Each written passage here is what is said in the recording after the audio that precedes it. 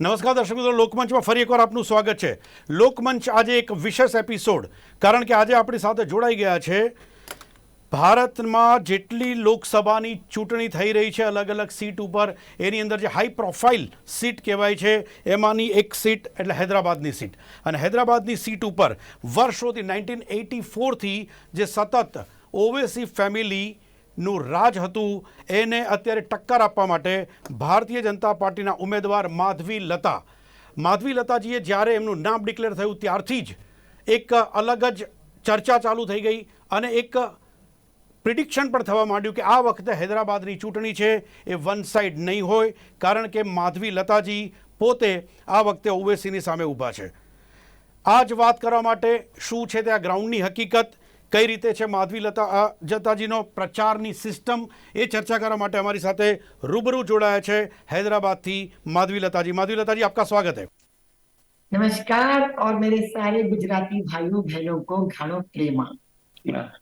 Okay Madhavi जी, सबसे पहले तो मैं पूछना चाहूंगा कि पहले ही जब लिस्ट बाहर निकला भारतीय जनता पार्टी का 195 सीट्स का, उसमें से सब नाम लोग देखते थे, हम लोगों ने भी ब्रेकिंग किए थे, बहुत सारा हमको भी मतलब अंदर से था कि किसका नाम आएगा किसका नहीं, सबका नाम. लेकिन जो सबसे ज्यादा सरप्राइज हुआ वो आपका नाम देखकर, और उससे भी ज्यादा इंटरेस्टिंग तब हुआ जब आपका नाम डिक्लेयर हुआ तो तुरंत ही आपका पहला स्टेटमेंट था धर्मो रक्षति रक्षिता. ये दोनों के बारे में बात मैं सुनना चाहूंगा. क्या पहले से अंदेशा था आपको बताया गया था भारतीय जनता पार्टी ने 6 महीने पहले से आप कुछ प्रिपरेशन कर रहे थे, कि अचानक ही आपका नाम डिक्लेयर हुआ और ये स्टेटमेंट भी आपने पहले से डिसाइड करके रखा था कि नाम डिक्लेयर होगा, पहला स्टेटमेंट मेरा यही होगा?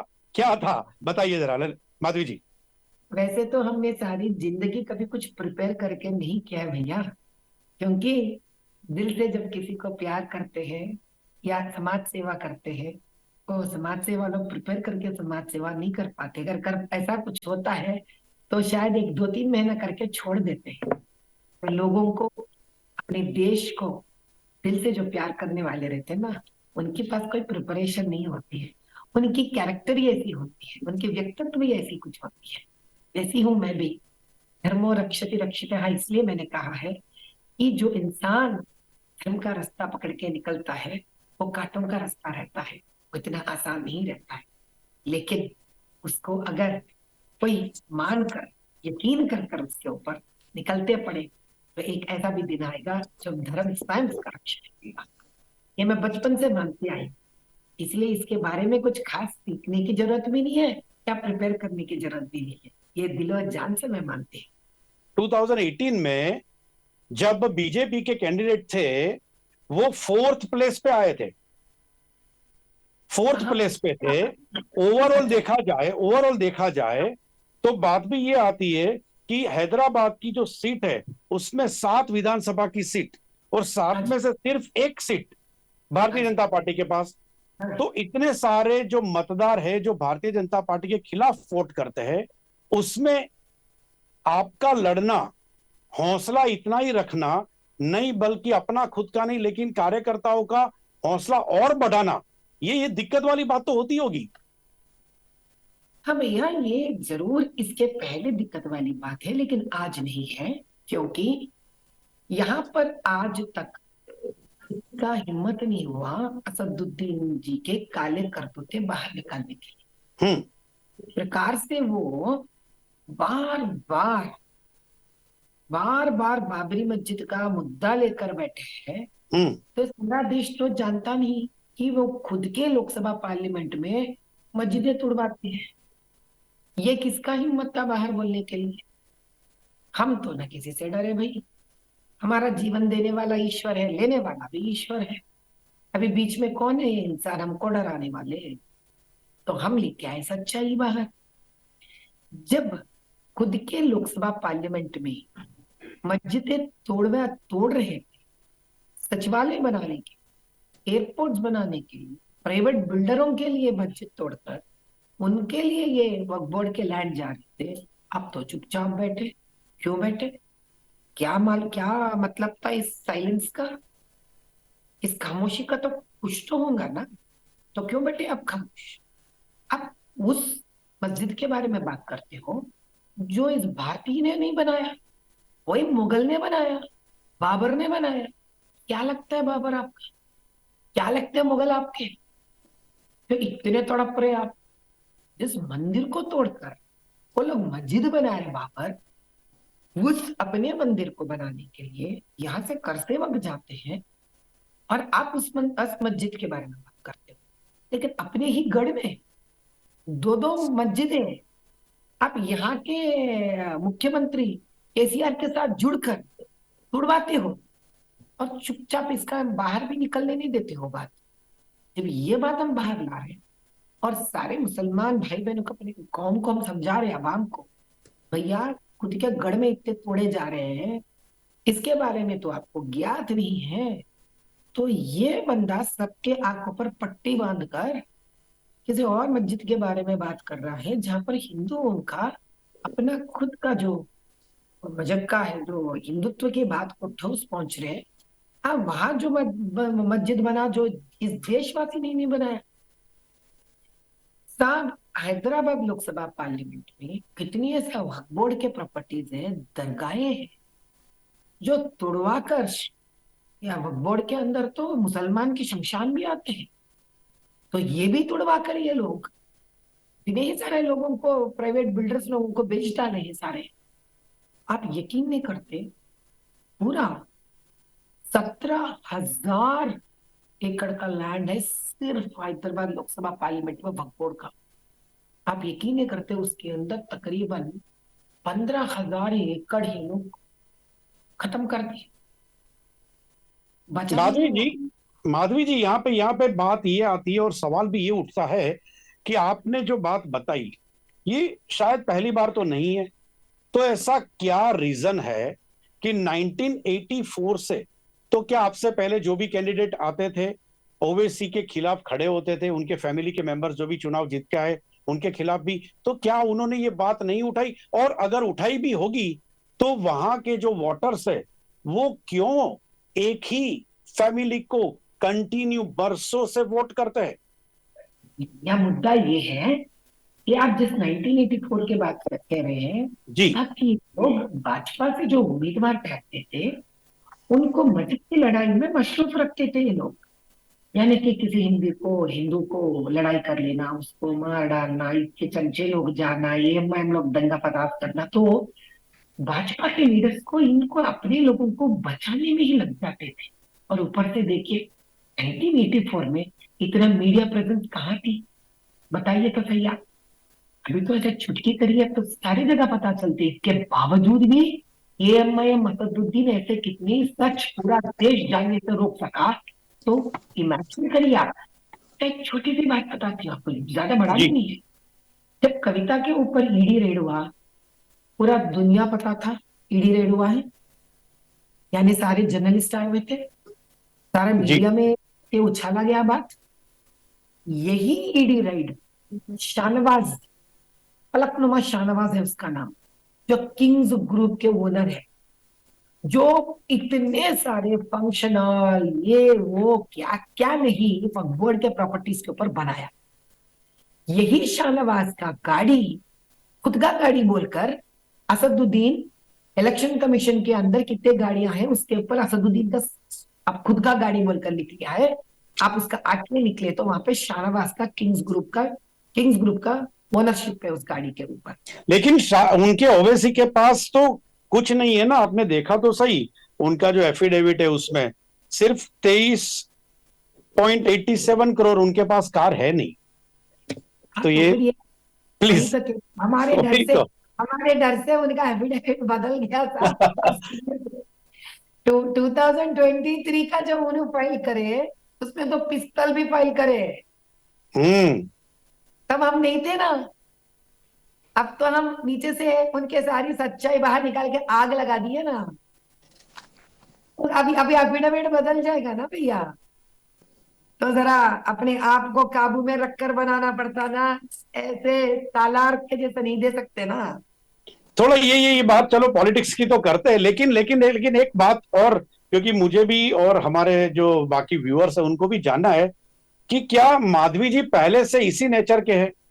क्योंकि जिस तरह से कला, बचपन से जिस तरह से कला में आपने ये किया, अपनी स्टडी भी की, मास्टर किया आप, जिस तरह से, तो क्या पहले से माधवी जी इसी नेचर के फाइटिंग स्पिरिट वाले हैं कि हाँ बाद में भैया। बदलाव कुछ कुछ हुआ जिससे माधवी जी का रूप कुछ बदल गया? क्या है, क्या बताइए माधवी जी। नहीं भैया जी, आप हमारे इंटरमीडिएट के कॉलेज फ्रेंड से पूछिए, अगर कोई लड़का कुछ गलत बात करता या कुछ करता तो दो चांटे निकाल के देती थी, गाल पे देती थी, उसको कान के नीचे से देती थी। डरते थे लोग जिस बस पे मैं चढ़ती थी। ज्यादा कुछ नहीं, ऐसा कुछ हरकतें करने से बहुत डरते थे। अरे अरे, हम बचपन से ऐसी हैं। हम कभी भी नाइंसाफी को बर्दाश्त नहीं कर सकते, और खास करके औरत को कमजोर समझे या औरत के ऊपर कुछ ऐसा बात करना या गलत व्यवहार करना, हम खुद पे भी नहीं, किसी भी औरत के ऊपर हम बर्दाश्त नहीं कर सकते। हम बचपन से ऐसे ही। इतना क्यों भैया, जब हम एनसीसी में दाखिला लिए थे, दिल्ली गए थे हम आरडी परेड। वहां पे कुछ बच्चे हमारे साथ कुछ गलत व्यवहार करने की कोशिश करे तो वहां पे भी दो ऐसे चाटा दिए हम लोग, मैं खुद। ये हम किसी से डरने वाले नहीं, मिजाज के नहीं है। हाँ, ऐसी बात है कि शायद पूरा देश को हम पहली बार परिचित हो रहे हैं, तो लोगों को जरा चौंक जा रहे हैं कि अरे क्या इतनी हिम्मत एक औरत में हो सकती है, तो लेकिन हम बचपन। माधवी जी, तो माधवी जी यही हम मान ले कि ये डरने वाला नेचर नहीं था, इसीलिए माधवी जी ने वो तीर उठा के अपनी रैली के दरमियान कर दिया था निशान। भैया ये डर की बात नहीं है या डर ना होने की बात नहीं है। वो श्री राम नवमी का उत्सव में, महोत्सव में एक एक ऐसा जोश भरा एक रामचंद्र जी का अमन और शांति का तीर था जो हम आकाश में चला रहे थे। हाँ, ये किसी को छुबा है वो अलग बात है, लेकिन वो तो त्योहार का महोत्सव था। जैसे हम दिवाली पे क्या हम क्रैकर्स नहीं जलाते हैं, तो वैसे ही रामचंद्र जी के श्री रामनवमी के दिन रामबाणी तो चलाएंगे। बार तो बाण चलाया, लेकिन उसका निशाना कहीं और था, ऐसा आपके जो भी खिलाफ खड़े उन लोगों का कहना था कि आपने बिल्कुल सोच समझ के निशाना कहीं और लगाया था। ये भी आपके ऊपर, और इसी वजह से शायद एफआईआर भी आपके सामने हो गई। भैया इसमें दो मुद्दे हैं। एक मुद्दा तो ये है कि यहाँ जो तीर था नहीं, जो धनुष था नहीं, वो चल गया। और उस तीर को मस्जिद तरफ लेके जाने वाला मोबाइल था, हम नहीं थे।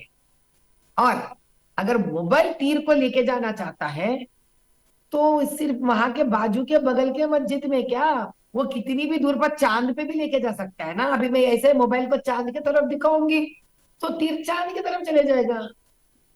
अगर वो वही मोबाइल मोबाइल में भाई मेरे बाजू ठहरा हुआ असदुद्दीन के घर की तरफ दिखाए दे तो तीर असदुद्दीन घर की तरफ चले जाएगा। अभी मोबाइल वाले का मर्जी, वो मोबाइल किस दिशा में लेके जाना चाह रहा है।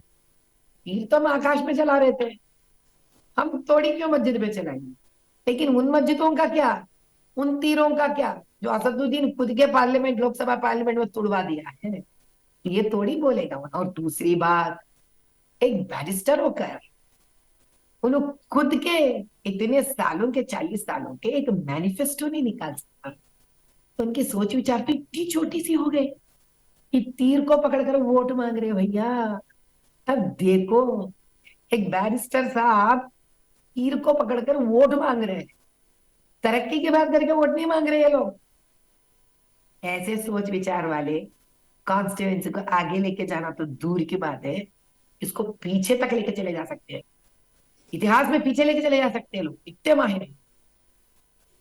माधवी जी, माधवी जी, आप अपने अपने प्रचार में जिस तरह से, बट ऑब्वियस है, धर्मो रक्षति रक्षिता, जिस तरह से आपने पहले दिन जो स्टेटमेंट दे दिया था, एक हिंदूवादी विचार सरणी आपकी है, वो भी आप ओपनली कहते हो कि हाँ मैं हिंदू विचार बिल्कुल रखती हूं, उसी को फॉलो भी करती हूं। हाँ जी।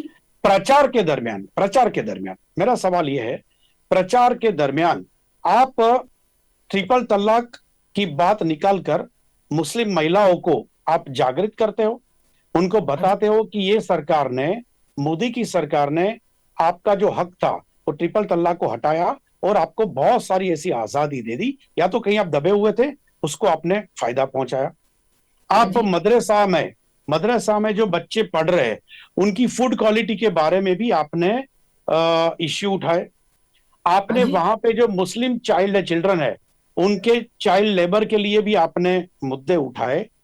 हाँ जी। यानी यानी कि आप वहां पे बात करेंगे अपने हिंदू धर्म के कट्टर होने की, लेकिन लेकिन मुद्दों में आपको जाना पड़ेगा तो उन मुस्लिम मतदारों के बीच में ही और उनके इश्यू लेके ही ना।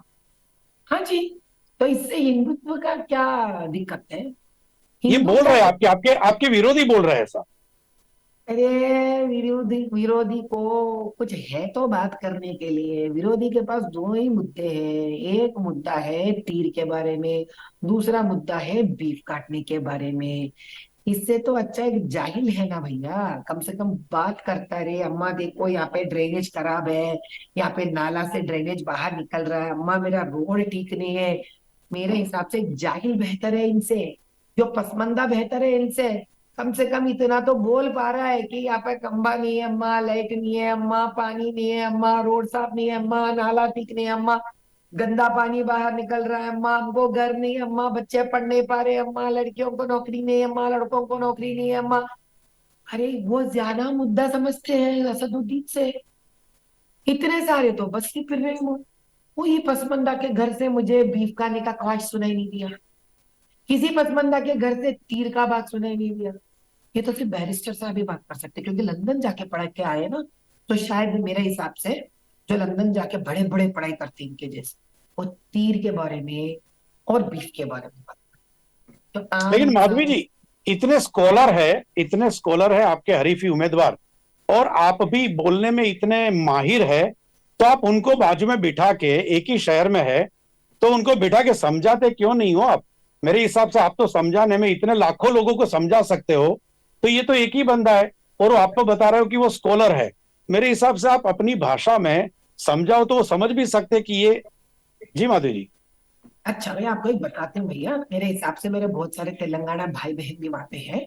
हम्म। हमारे तेलुगु में एक कहावत है, मोक्कई वंगनिधि माने वंगुना। इसका मतलब है जो छोटा सा पौधा बनकर ना झुक सकता है, सीधा नहीं हो सकता है, एक महावृक्ष बनकर वो कहाँ सीधा होगा भाई। जिस जब भी इनको सीधा बनना था तब ये सीधा नहीं बन पाए। अब कहाँ ये उम्र में हो सकते हैं आप भी, कितना बड़ा ख्वाहिश लेके बैठे हो मेरे गुजराती भाई। छोड़ो छोड़ो, इतने बड़े बड़े सपने मत देखा करो आप। चलो ठीक असदुद्दीन है। बहुत बड़े वृक्ष हो गए, ये काम करते करते करते करते। अब उनमें कोई बदलाव आप करते ही मत सोचो, उम्मीद ही मत करो। आपको मायूसी का सामना करना पड़ेगा। फिर बाद में मत बोलना माधवी दीदी हम बहुत मायूस हो चलो माधवी दीदी, आपको एक सवाल ये भी पूछ लेते हैं हम। गए। जिस तरह से चुनाव के प्रचार में आपने अलग अलग मुद्दे उठाए, बाकी अलग अलग जगह पे भी मुद्दे उठते हैं, लेकिन ये जो आया मेरे हिसाब से पूरे हिंदुस्तान में सब लोग ये डिस्कस कर रहे थे। जिस तरह से आपका video I am not woman करके जो डाल दिया, क्या क्या सीधी पहली प्रतिक्रिया क्या थी? क्योंकि मेरे हिसाब से आप जैसी जो अगर औरत है वो ये जब देखेगी या सुनेगी तो आग बबूला हो जाएगी। ये क्या था? आपको षड्यंत्र लग रहा है? क्या था ओरिजिनल घटना? क्या है गुजरात के लोगों को, हमारे व्यूअर्स को बताइए प्लीज। ये मैंने कहाँ बताया I am not a woman? मेरे हिसाब से मैंने जब स्मिता प्रकाश जी का इंटरव्यू किया था, मैंने जी। कहा मैं सामान्य औरत नहीं हूं, मैं बुलडोजर हूँ। अगर सामने का उम्मीदवार ये समझता है मैं अबला हूँ, मैं एक सामान्य महिला हूँ, तो गलत फहमी कर रहे हैं। मैं शक्ति हूँ जो राहुल गांधी जी नहीं समझ पाते, वो अलग बात। उनकी डिक्शनरी में ना एक शक्ति का बात नहीं उनको समझ में आता बेचारे। मेरे लगता है उनका बचपना इटली में गुजारा होंगे, तो ये नहीं समझ पाए। सो मैं एक शक्ति हूँ, और शक्ति का सामना करना किसी बस की बात नहीं है जब तक वो धर्मबद्ध नहीं। तो ये कहा। माधवी जी, एक दूसरी आज भी एक घटना जो आज प्रेस कॉन्फ्रेंस भी आपने किया, ये मुस्लिम अनामत की बात मुख्यमंत्री श्री ने कर दी वहां पे, रेड्डी साहब ने। क्या कही थी रेवंत रेड्डी साहब ने? मुस्लिम मुस्लिम अनामत की रिजर्वेशन। हाँ, तो अगर उनको पहली तो ये बात जानना चाहिए कि मुसलमान स्वयं ही एक माइनॉरिटी बींग है। तो माइनॉरिटी का ही एक पोजीशन है इस देश में कि माइनॉरिटियों को बहुत कुछ दिया गया है। जिस प्रकार से माइनॉरिटी है, तो एक मुसलमान माइनॉरिटी तो नहीं है यहाँ। सिख माइनॉरिटी भी है, क्रिश्चियन माइनॉरिटी भी है, जैन माइनॉरिटी भी है, और इसके अलावा हमारे पास दलित भी है, SC ST भी है, उसके अंदर महिला भी है। तो ये जो रेवंत रेड्डी साहब है, इनको अभी असदुद्दीन से एक 16 सीटों की उम्मीद है। यानी 3 तो इन्हों उम्मीदवार ठहरा चुके AMIM वाले, एक बाकी के 13 सीटों के इनको उम्मीद है लेने का इनसे। इसीलिए जो मुंह में आए बकते रहते हमारे मुख्यमंत्री जी, बोलते रहते। आप कौन से रिजर्वेशन के बारे में बात कर रहे हैं, जब यहाँ पर मुस्लिम डोमिनेटेड कॉन्स्टिट्युएंसी में आप मुस्लिमों को बचाने के लिए खुद कांग्रेस से एक तगड़ा उम्मीदवार को नहीं ठहराया? तो किस मुसलमान को बचाने की बात कर रहे हैं? 10 सालों से यहाँ पर रेशन कार्ड तक नहीं दिया गया है, और हम सब जानते हैं कितना प्रतिशत यहाँ पर पसमंदा मुस्लिम रहते हैं हैदराबाद लोकसभा पार्लियामेंट में। तकरीब 60-70% से ज्यादा पसमंदे रहते हैं यहाँ पर। पहले उसके बारे में बात करो साहब। जो है वो देते नहीं तुम, जो नहीं दे सकते माधवी जी, उसके बड़े बड़े माधवी जी आपके साथ बात करें तो मुझे लगता है कि बहुत लंबी बात हो सकती है, लेकिन वक्त का तका जाए। बहुत अच्छा लगा मैं बात करके, लेकिन मेरी अंतिम अंतिम बात आपसे कि भारतीय जनता पार्टी जब लिस्ट बनाती होगी कि स्टार प्रचारकों की बन गई लिस्ट उनकी, और वो ये लिस्ट बने, उनका शेड्यूल भी बनाती होगी कि ये स्टेट में ये सीट के ऊपर ये स्टार प्रचारक को इनको भेजना है। मुझे लगता है हैदराबाद की सीट पे कोई स्टार प्रचारक अभी तक आया नहीं होगा, क्योंकि खुद माधवी लता जी खुद खुद स्टार है, खुद अपनी लड़ाई इतनी जोरों शोरों से लड़ती है। तो क्या क्या स्टार प्रचारक कभी आने वाले हैं, या आपने बोल दिया कि नहीं मैं अकेली काफी हूं? नहीं भैया, नहीं भैया, आप मुझे इतना बड़ा मत बनाइए। मैं बहुत ही छोटी हूँ। बस मैं अपना अभी अभी राजनीति में मैंने अपना करियर शुरू किया है। हमको स्टार प्रचारक की जरूरत है। हम सारे देश के बड़े बड़े मंत्री जो भी है भाजपा से इधर आने के इंतजार में है। परसों ही अनुराग ठाकुर भाई आके गए हैं, एकदम बढ़िया यंग एंड डायनेमिक मिनिस्टर। बहुत अच्छा लगा उनके साथ काम करना। और आगे आगे आने वाले दिन में भी हमारे बहुत सारे मंत्री इधर आने वाले हैं, और अमित शाह भाई भी शायद हमारे यहाँ आने वाले हैं। तो हम उम्मीद कर रहे हैं हमारे पास ऐसे हमारे शुभ चिंतक भाजपा के आए, हमारा मदद करे, हमारा साथ चले। हमारा ही नहीं, हमारा लोकसभा पार्लियामेंट हैदराबाद के भी उम्मीद बढ़ाए, हौसला दे। हम यही चाहते हैं। माधवी जी अंतिम सवाल 13 मई को जब चुनाव खत्म होगा, क्या उसके बाद माधवी लता जी का ये प्रोग्राम है कि बाहर अलग अलग स्टेट में जाके, अलग अलग लोकसभा की सीट पे जाके, क्या माधवी जी चुनाव प्रचार करेगी? अगर ये हमारा मोदी भाई या अमित भाई, नड्डा भाई, राजनाथ सिंह भाई, ये भी कोई भी अगर ये हमारे लिए ऐसा सौभाग्य मौका देते हैं, तो बताइए तो सही, कौन नहीं जाना चाहता है? हम देश के हैं और देश हमारा है। अगर हमारे वजह से थोड़ा भी कहीं पे भी कुछ हम हमारे बातों से एक सच्चाई को बाहर लाते हुए भाजपा के तरफ लोगों को मुड़ सकते हैं, कमल को वोट दिलवा सकते हैं, एक वोट भी हमारे वजह से बढ़ा, तो हम आपका सौभाग्य समझे। माधवी जी आपके आदर्श कौन है आपके लाइफ के? आइडियल कौन है? पॉलिटिक्स में तो मोदी भाई हमारा आदर्श है। पॉलिटिक्स में मोदी भाई हमारे okay, thank you so much Madhavi ji हमसे जुड़ने के लिए. તો દર્શક મિત્રો, આ હાઈ પ્રોફાઇલ સીટ હૈદરાબાદમાં ઓવેસીની સામે ચૂંટણી લડી રહેલા માધવી લતાજી સાથે ફરી મળીશું એક નવા વિષય સાથે. ત્યાં સુધી રજા આપશો. નમસ્કાર.